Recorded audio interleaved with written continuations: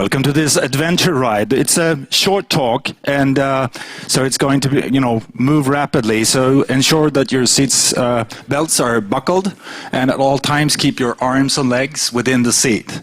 Because after this short talk by Faisal Abid, you will have learned everything you need to know to start working and developing real-time Node.js applications. So give Faisal a warm hand. All right, can everyone hear me properly? Okay, perfect. So thanks for coming down to, or coming upstairs to Adventures in Node. Short 15-minute talk, and really before you guys spend 15 minutes listening to me, who am I? I'm a Node.js engineer at Dynamatic. We do Node.js and UI UX consulting, and then I've been developing Node for a few years now, and during my day job, I'm an Android and iOS developer at Kobo. We're an e-reading company, and I blog at Faisal Abid rarely. I like reblog Tumblr stuff, and but you can see me tweeting more. And more recently, for the past few months, I've been playing around with Dart. Any Dart developers here? Yeah. So I won't leave Node.js for Dart. I like using Dart for front-end stuff, but that's a whole other conversation. Anyways. So this talk is really about things I wished I knew when I got started in Node. How many are actual Node.js developers here? Okay, so the rest of you, this talk is perfect for you guys. Even guys who are Node.js developers, you guys might pick up something. But when you first get started in Node.js, what you typically do is you go, all right, Node.js seems cool. Everyone seems to be using it. I want to be hip and trendy, so I'm going to go to nodejs.org and download it. If you're on Windows, you curse a little, but you still end up downloading it. And you're on Mac and Linux and stuff, it's a seamless install. So you install this thing, and you're like, okay, so I'm going to pull up my IDE, and you're like, okay, what IDE should I use? So you Google around, and you're like, okay, Sublime. Any Sublime users here? Pretty much a lot of people. Any TextMate, WebStorm, right? So you're like, all right, I'm going to use Sublimer stuff, and you start typing code away. And this leads us into tip 1, which is you're like, okay, here's my first line of code. You follow the samples, and you go, here's my Hello World app. Type in Hello World, you run it, you're like, perfect, this works. Hey, why don't I change Hello World to Hello Sweden? You type in Hello Sweden, you go back to your browser or terminal or whatever, and it still says Hello World. You're like, oh, right. I have to hit Control-C, close the Node.js app, and then you gotta press up on your terminal and press enter again. And it gets tiring over time, and you might just be like, I hate developing Node.js now. This is garbage. I don't want to do this. So tip number 1, that was me. That I spent I was like that for a few hours till I started Googling around how to automatically restart Node.js apps, and I found this great tool called NodeMon. And NodeMon does exactly that. Whenever you make a change in your script, it automatically goes, all right, you made a change in your script file, I'm going to restart Node. So this way, when you're developing stuff, it's very, very fast, very seamless, and you don't have to keep hitting Control-C and press up and all sorts of, Super Nintendo codes. It also supports CoffeeScript for any CoffeeScript developers. I think it also supports a bunch of other language extensions, but, yeah, if you're doing CoffeeScript, it will automatically compile your CoffeeScript into JavaScript and run it, all that stuff. For any questions, just wait till the end, because we don't have much time. I keep pressing the wrong one. All right. The next one is async or queue. So after you get that sorted out, you're like, all right, let's build something proper. So you're typing more code away, and you're like, oh, okay, let's build some sort of login system. So you write your first function, register user. And then in that function, you're like, okay, I want to check if the email exists. So you write another function inside the callback, the register user callback, that says check email. And then you're like, okay, email works. Now I want to check if the password is valid. So you do another function called inside check email saying check if password is valid. Then you want to check if the password, for example, doesn't contain his first name or something. Then you do another check, and you keep going and going. And next thing you know, you're like 5, 6 levels deep, and this is the most horrible code you've ever written. Coming from Java, this is painful. I don't want to write a pyramid of doom. So you start looking for alternatives, and there's two alternatives here. The first one is async.js. Anyone used async.js here? Okay, perfect. So this is a sample code for async.js. And that's me thinking over there. What async.js does is it lets you chain your functions and run in parallel or in series. So in this example of this login stuff, we had a series going. We had to first check if the email exists, then check if the password exists, then maybe get all his friends from Facebook, and do all sorts of stuff, right? You will run that as async.series. And all you do is you simply pass an array of functions, and it runs them all sequentially. Another interesting one would be parallel. For example, if you want to check if his Facebook friends exist, check if his Twitter friends are on the system, check if his LinkedIn friends are on the system, and whatever other social network out there, a million of them, you will run that in parallel. You don't want to wait 10 minutes for all those functions to execute. So that's one way of avoiding callback hell. You're not writing a huge, large, horizontal lines of code. And there's another one that's interesting called Q. And Q is promise-based. Anyone done any promise-based development here? Right, a bunch of people. So you guys all know, anyone used Q here? Okay, so a few people. So for the rest of the crowd, Q is essentially my favorite go-to library for Node, for promise development. There are others out there. There's Bluebird, I think, and I don't know. There's a bunch of names. Any sort of name under the sun is taken. You can give it to Q. So Q, the way Q works, which I really like, and here's an example straight taken from something I'm building right now. It's a stock market application, and what we do is we check if the API token is valid for the user, and all these, the dot, that points to another class. Those are all functions in another module.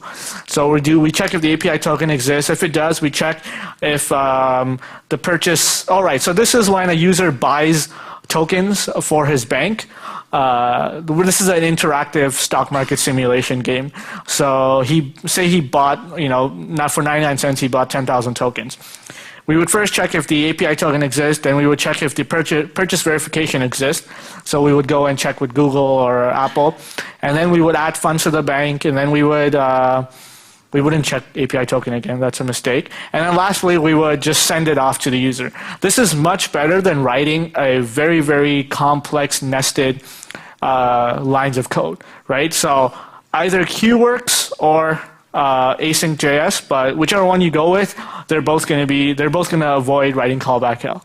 There's a funny story where I was doing a hackathon at Kobo, and I didn't know about async or Q, and this is when I actually bothered to Google them up. And this is like 6 a.m. in the night. Anyone done hackathons here? You're up to like 5 a.m., 6 a.m. coding away, hoping to win something. I was writing this app, and the app was a recommendation engine, so I had to do lots of things. And I was just started with Node.js, so this was probably like day 3. And for foolish me, decided to write this in Node rather than just like Java, what I'm good at. And halfway through the middle of the night at like 5 or 6 a.m., I'm regretting because there's a syntax error somewhere, a curly brace is missing, but I cannot for the life of me. Well, I'm on Red Bull, and then it's 5 a.m., and I can't actually figure out what this curly brace is because I'm like 20 levels deep into this code, right? And it's a nightmare because it's JavaScript, first of all, and other than that, it's just Node.js, there's callbacks everywhere in Node.js. So luckily, I found async.js, and then I started Angular development, and I found out about promises. So then I, searched for something promise-based on Node, and I stuck with Q. Another one is Node time. So now that I started writing Node apps and stuff, I was getting hopefully good at it, and we deployed an app. I started Dynamatic. We started doing Node.js consulting, and we deployed our first production app, and we saw that it was taking up a lot of memory. There was some memory leak somewhere. And, with Java, I would probably just run like Eclipse Memory Analyzer and just, start checking where all these leaks are. And it's easy to fix memory leaks sometimes on Java, most of the times. But on Node.js, when you're a beginner, you don't actually know where to look because there are no easy built-in tools for you to find out how much memory your app's taking. And the worst thing of all is Node.js is such a low memory footprint. when you actually run something, it's like taking like 50 megs, 100 megs. You don't actually know that there's a memory leak because we're all from the Java world. We set the JVM to like a gig, right, or even more. Node.js doesn't need that much memory.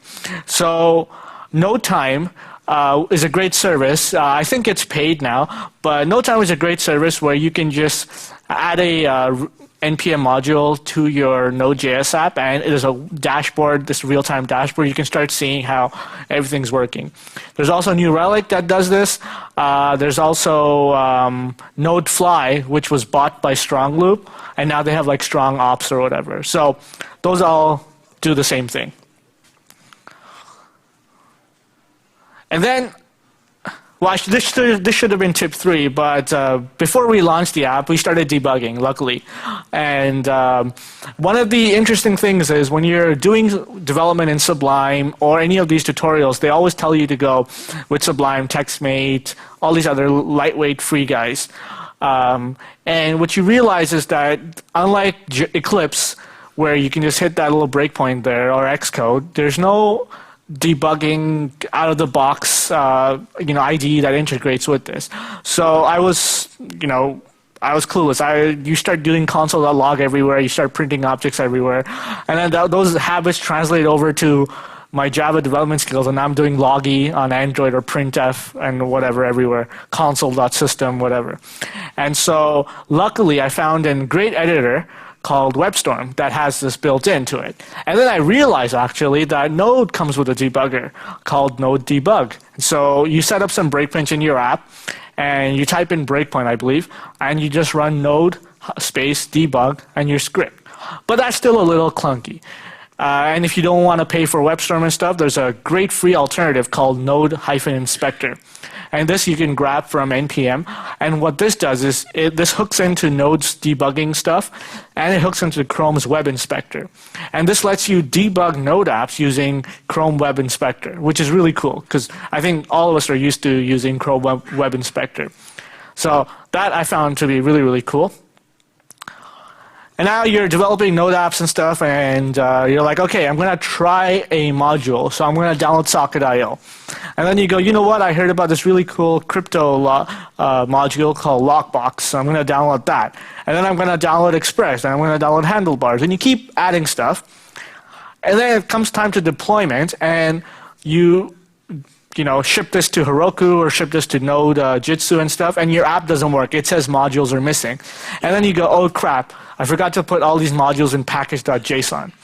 And that frustration hits where you're like, every time I install a module, I have to open up my package.json file and add a dependency called the name of the module. However, one easy trick to do that is npm install -- save. So when you want to try a module, just type in npm install -- save module name, and what npm will do, assuming you have a package.json file there already, it will open it up and it will add the module right there. So you don't ever have to forget about, oh crap, I forgot this name of the module. Moving on. Oh, that's repeated there. Yes, okay. Tip 6, we're almost out of time, so I'm going to go quick. Tip 6 is don't forget, don't check in your Node modules folder. Now this is a controversial one. I got some people argue with me on Twitter. I frankly don't give a crap. I do this all the time. And one of the big reasons why I do this is the developers I work with, some are on Windows, some are on Ubuntu, there's the only guys there, and some are on Mac. So when we're doing real-time development with Socket.io or we're doing some cryptography stuff, when you npm install, say, Socket.io, it actually runs make on your system, right? So it compiles, it makes a Socket.io library, or if you use Redis, it makes a C-based Redis library for your architecture. So if I were to check in the Node modules folder, if someone on the Windows world or someone on the Ubuntu world gets the Node modules folder, it won't work. It won't crash because technically the module exists, so Node.js won't complain about it, but funky stuff's going to happen. It might crash, it might not crash, stuff's going to run slow, it'll complain about some cryptic C-level errors, and then you're stuck wondering why nothing's working. So I just go git ignore node modules, and then for the developer, it's as easy as typing npm install, and Node.js automatically goes and installs all the required stuff for his platform. And Lastly, tip number 7, don't forget return. Now this one is kind of a, it's not really a tip, it's just a common thing. But when you first get into Node.js development, you have callbacks everywhere. And you realize if you're new to asynchronous programming, you're like, if I call a callback, the method just calls that function. Java, we don't actually pass in functions as arguments and stuff. So here's an example called run function, or whatever I called it. And it takes a parameter called run. If run is true, then it calls the first callback, or it just calls the second one, right? The problem here is, regardless of what the value of run is, if the second callback will always run. So what you'll end up getting is when you're typing in, when you're running some real-time code, you might not see it right away, but you'll end up realizing, hey, wait a minute, this callback's running 2 times. So the best way to quickly solve that is just typing in return, obviously, but this is something that a lot of people on my Node.js workshops trip on, where they just type in callback thinking that Node.js knows, hey, this is a callback, so I don't need to keep executing your code. Plus, it's always kind of cool when you have lots of lines of code and you just want to do the callback and stop execution. It saves up some execution time, even if you're not calling the callback somewhere later. In conclusion, that's tip number 7. So in conclusion, sometimes it's easy to trip in Node, but it's also easy to get back up. The Node.js community is super strong, so it's not, if you ever run into any issues, just go to Stack Overflow, go to the Google Groups for Node.js, and there's an answer. Your question is probably answered, but they always answer right back. Everyone's here used Stack Overflow before. There's also much, much more to learn. So good luck with everything. And that's exactly perfect timing. So thank you.